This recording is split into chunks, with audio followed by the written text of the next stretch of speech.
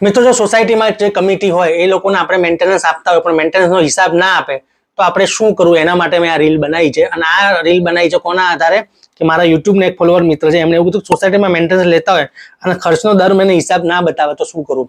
તો મિત્રો દર મહિને ખર્ચનો હિસાબ બતાવવાનો હોય નહીં એવું મારી દ્રષ્ટિએ છે. તેમ છતાંય તમારું જે પેટા નિયમોમાં એવું કીધું હોય કે જે પણ કમિટી છે એને દર મહિને ખર્ચનો હિસાબ બતાવો તો પછી તમારે બતાવવાનો રહે.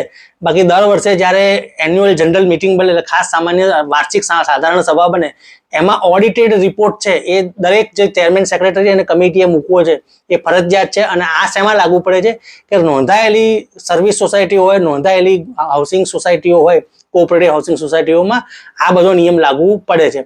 તેમ છતાંય જો તમને એવું લાગતું હોય કે જે હિસાબમાં ગોટાળા કરવામાં આવે છે તો તમે તાત્કાલિક કહેવાય ને કે સભા બોલાવવાની માંગણી કરી અને હિસાબ રજૂ કરવા માટે તમે કહેવાય ને કે ઠરાવ કરાવવાની એજન્ડા પસાર કરાવી શકો છો.